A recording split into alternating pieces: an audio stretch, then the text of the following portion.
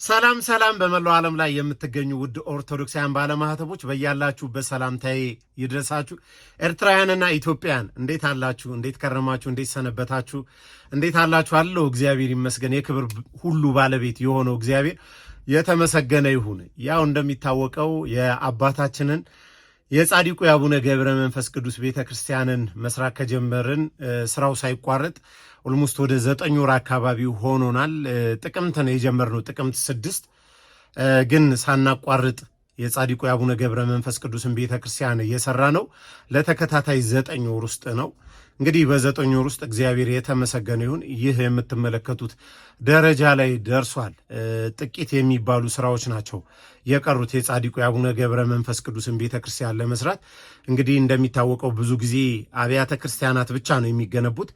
አብያተ ክርስቲያናት ውስጥ ትውልድ የሚፈራበት ትውልድ የሚመረትበት እንደዚሁም ደግሞ የአብነት ትምህርት ቤት አስፈላጊ ነገር ነውና እግዚአብሔር ቢወድና ቢፈቅድ እግዚአብሔር ቢረዳን የአብነት ትምህርት ቤትም ጭምሩን ለመስራት እንግዲህ አባቶቻችን ጸሎት አድርገው ቦታውን ባርከውልን ምንድነው ቅየሳ ቀይሰናል። ታዲያ እሱን እንዳንጀምር ያደረገን ያው የኮንስትራክሽን እቃዎች ማጣት ነው። በብዛት ነው የምንፈልገው ድንጋይ። ኦልሞስት ወደ 16 ሲኖትራክ ድንጋይ ነው የምንፈልገው። አንዱ ሲኖትራክ የሚይዘው ወደ 600 ድንጋይ ነውና 16 ሲኖትራክ ድንጋይ ነው የምንፈልገው ለአብነት ትምህርት ቤቱ። እውነት ለመናገር እስከ መጨረሻው ወደ 8 አካባቢ ሲኖትራክ አሸዋ ያስፈልገናል። 8 ሲኖትራክ ጠጠር ያስፈልገናል። እንደዚሁም ደግሞ ወደ 2000 ኩንታል ሲሚንቶ ያስፈልገናል ለአብነት ትምህርት ቤቱ። ለቤተ ክርስቲያኑ እጅግ በጣም ብዙ ነው የሚያስፈልገን። አሁን ለቤተ ክርስቲያኑ በአስቸኳይ የምንፈልገው ፌሮ ነው። የመሃሉን ጉልላት ወይም ዶም ለማውጣት ባለ 20 ፌሮ ያስፈልገናልና እንደው ባለ 20 ፌሮ መግዛት ብትችሉ፣ ጎን ለጎን ደግሞ ከቤተ ክርስቲያኑ ጎን ለጎን ቤተልሔሙንም እግዚአብሔር የተመሰገነ ይሁን በትናንትናው ዕለት ቁፋሮውን ጀምረን እንግዲህ ቁፋሮው ወደ መጠናቀቅ ደረጃ ደርሷል። ታዲያ ለሱም ከኮለኖቹ በፊት ፓድ የሚባል አለ። አይ ቲንክ የኮንስትራክሽን ባለሙያን ባሉን ኮለኑን የሚሸከመው ፓድ አለ እና ለፓዱ ነው ጉድጓዱ የተቆፈረው።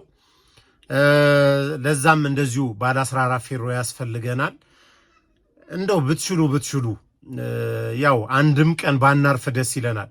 ባይዘዌ እኛ የምናርፈው የኮንስትራክሽን ዕቃ ስናጣ ብቻ ነው። ካለበዛ ሁሌም ስራ ላይ ነን። የአባቶቻችንን ፍቃድ እየጠየቅን ከሰንበቱ ውጪ ከሰኞ እስከ ቅዳሜ ከጠዋቱ 1 ሰዓት ተኩል ጀምሮ እስከ ማታ 11 ሰዓት ተኩል ድረስ ለምሳ ሰዓት 1 ሰዓት አረፍ ብለን ቀኑ ሙሉ ስራ ላይ ነው የምናሳልፈው። ስለዚህ የኮንስትራክሽን ዕቃ ማጣት ብቻ ነው ስራችንን የሚያስተጓጉልብን፣ ስራችንን የሚያቋርጥብን። ስለዚህ በምትችሉት አቅም ለህንፃው ራሱ ወደ 5 ሲኖትራክ አሸዋ እንደዚሁም ደግሞ ወደ 2 ሲኖትራክ ጠጠር አሁን ላይ የምንፈልገው ለቦለኬት ግንባታው ወደ 180 ኩንታል ሲሚንቶ ነው።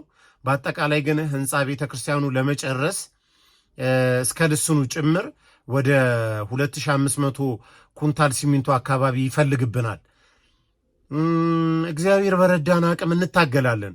እጅ መስጠት የሚባል ነገር የለም። በ9 ወር ውስጥ የጻድቁ የአቡነ ገብረ መንፈስ ቅዱስ አሁን እንደተመለከታችሁት እዚህ ደረጃ ላይ ማድረስ ከቻለን ከዚህ በኋላ 9 ወር ውስጥ የጻድቁ የአቡነ ገብረ መንፈስ ቅዱስ ቤተክርስቲያንን ጨርሰ እግዚአብሔር ቢወድና ቢፈቅድ 2019 ላይ ማስመረቅ ይኖርብናል ብዬ አስባለሁ። እሱም ብቻ አይደለም የአብነት ትምህርት ቤቱን፣ እሱም ብቻ አይደለም የሰንበት ትምህርት ቤቱንም ጭምር በቆርቆሮም ቢሆን የሰንበት ትምህርት ቤቱን ሰርተንላቸው ውስጡን በጂፕሰን በቦርድ ሰርተንላቸው አብረን እነዚህን ፕሮጀክቶች ማጠናቀቅ ይኖርብናል። በዘመናችን አንድ ታሪክ ሰራን ማለት ነው። እንግዲህ አባቶቻችንን ፍቃድ ጠይቀን ቦታው ገዳም መሆን የሚችል ቦታ ነው። የመናንያን የመነኮሳት የገዳማያን መኖሪያ መሆን የሚችል ቦታ ነውና እንግዲህ ለአባቶቻችን አሳስበናል፣ ተናግረናል። ይህ ቦታ ያው ጻድቁ አቡነ ገብረ መንፈስ ቅዱስ እንደሚታወቀው በብዛት ገዳም ናቸውና ቦታቸው ቤተክርስቲያናቸው እነዚህ ቋላን ማየት እንችላለን። እነዚህ ጊቲን በጣም ብዙ ብዙ ቦታቸውን ማንሳት ከተፈለገ ብናነሳ ገዳም ነውና ገዳም እንዲሆን የአባቶቻችንን ፍቃድ እየጠየቅን ነው። እነሱም እንግዲህ በጸሎት ነገሩን አይተው መርምረው ለብፁዓን አባቶች ጉዳዩን አስረድተው ወደፊት እንግዲህ ወደ ማስመረቂያው አካባቢ ስንደርስ ቦታው ምን መሆን ቤተ ክርስቲያን ነው፣ ካቴድራል ነው፣ አሊያም ደግሞ ገዳም ነው መሆን ያለበት የሚለውን ወስነው የሚያሳውቁን ይሆናል። እንዳሳውቁን ደግሞ እኔም ወደ እናንተ የማሳውቅ ይሆናል። እግዚአብሔር ቢወድና ቢፈቅድ የአብነት ትምህርት ቤቱን እኔ ያሰብኩት 1000 የአብነት ተማሪዎች የአዳሪ ነው ሙሉ የሚያስፈልጋቸውን ነገር ምግባቸውንም፣ ማረፊያቸውንም፣ ላይብራሪያቸውንም፣ መማሪያቸውንም ጭምር ሙሉን አሟልተን እነዛ የአብነት ተማሪዎች እዛ ቤተ ክርስቲያን ውስጥ እዛ እኛውን እያሰራን ያለነው ግዙፉና ትልቁ ቤተ መቅደስ ውስጥ እያስቀደሱ የአብነት ትምህርት ቤታቸውንም እየተማሩ ከቤተ ክርስቲያን ሳይወጡ ለቤተ ክርስቲያን ዘብ ጠበቃ መከታ ሆነው እንዲኖሩ ነው የምንፈልገው። እንግዲህ የአብነት ትምህርት ቤታቸውን ጨርሰው በብፁዓን አባቶች ድቁናውንም ተሰጥቷቸው ሂዱና በዓለም ተበትናችሁ በገጠርም በከተማም ባሉ አብያተ ክርስቲያናቶች በድቁና አገልግሉ ተብለው ከቤተ ክርስቲያን መመሪያ ተሰጥቷቸው በብፁዓን አባቶች እስከሚበተኑ ድረስ የሚኖሩት እዛው የጻድቁ የአቡነ ገብረ መንፈስ ቅዱስ የአብነት ትምህርት ቤት ውስጥ ነው ማለት ነው። ስለዚህ የ1 ዓመት ቀለባቸውን ማዘጋጀት ይኖርብናል። እውነት ለመናገር ማንን ተማምነህ ነው እነዚህን ሁላ ፕሮጀክቶች የጀመርከው ካላችሁ፣ በመጀመሪያ ደረጃ የዓለም ሁሉ ቤዛ የሆነውን መድኃኔ ዓለምን ተማምኜ የድንግል ልጅ ኢየሱስ ክርስቶስን ተማምኜ ነው የጀመርኩትና እግዚአብሔር የተመሰገነውን እሱን ተማምኜ ጀምሬ አላፈርኩም። በ9 ወር እንደምታውቁት ቤተ ክርስቲያን በዚህን ያህል ፍጥነትና በዚህን ያህል ደረጃ ተሰርቶ እዚህ የደረሰ የለም። እኛ ግን እግዚአብሔር የተመሰገነውን መድኃኔ ዓለም ከፊት እየቀደመልን ጻድቁ አቡነ ገብረ መንፈስ ቅዱስ ብርሃን እየሆኑን ለንግግሬ መደመጥን አውርቼ እንድሰማ እያደረጉ ሰርቼ እንዳሳይ እየረዱኝ ዛሬ የደረስንበት ደረጃ ላይ መድረስ ችለናል ማለት ነው።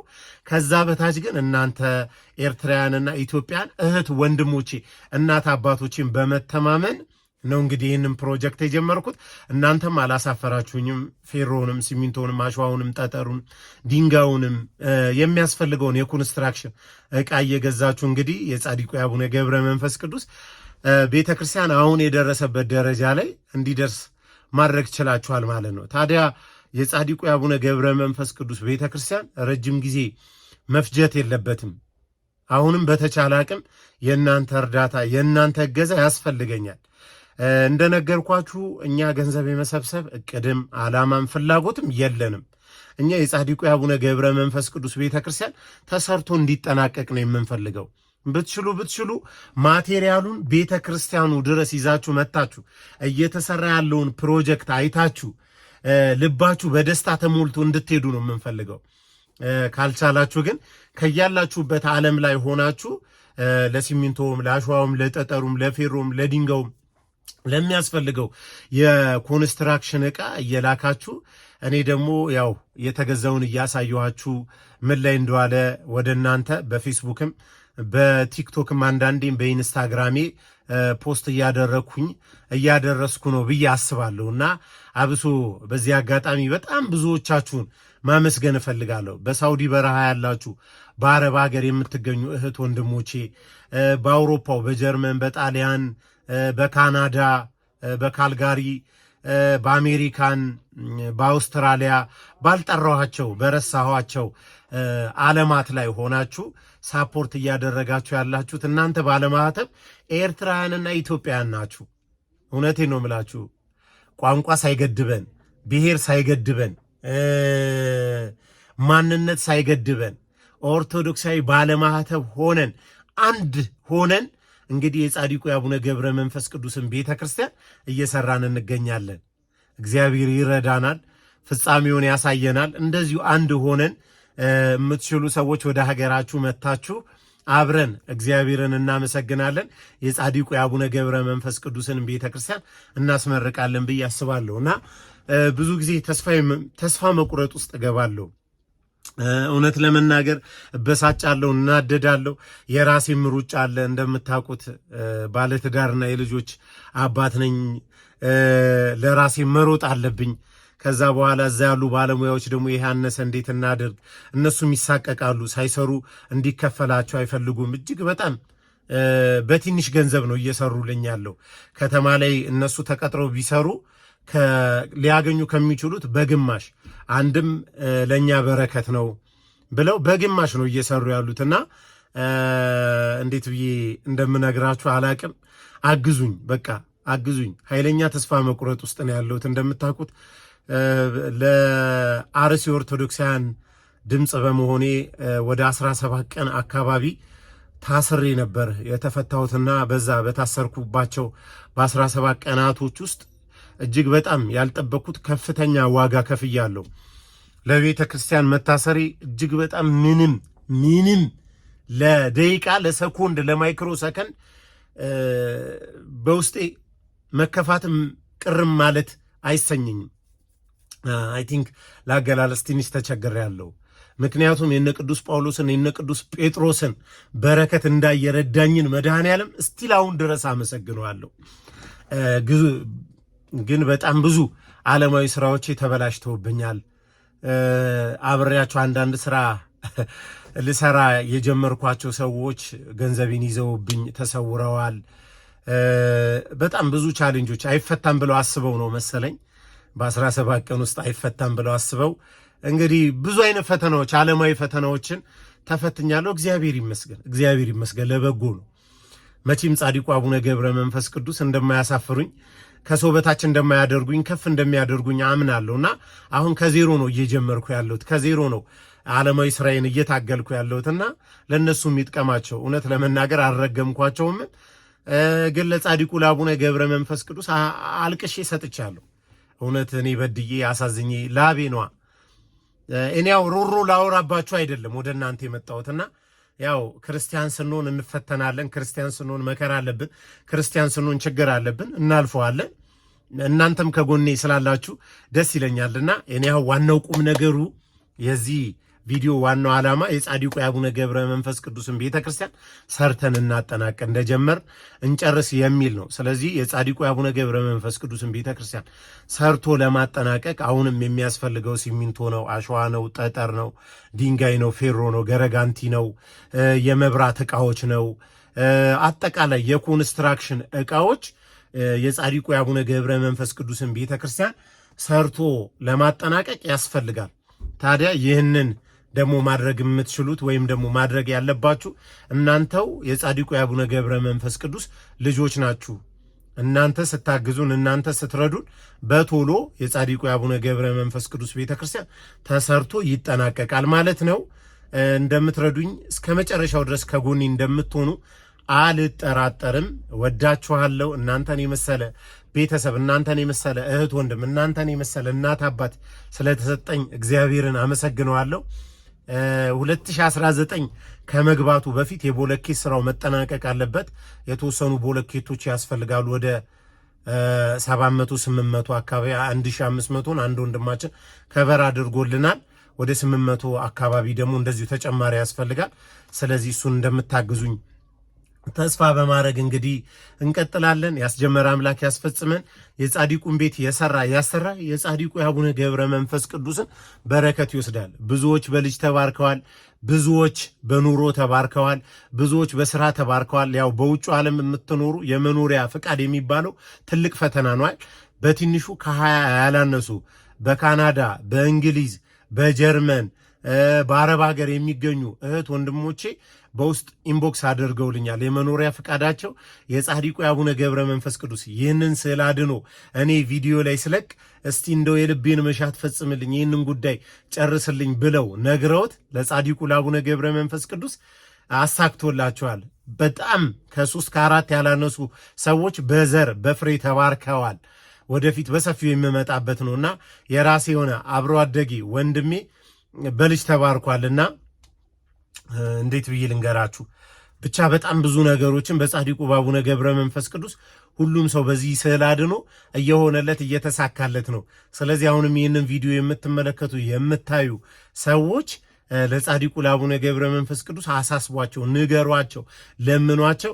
ወደፊት ኢንቦክስ እንደምታደርጉኝ ስለታችሁ ሰምሮ የልባችሁ ሐሳብ ሞልቶላችሁ እንደምትነግሩኝ ባለ ሙሉ እምነት ነኝ።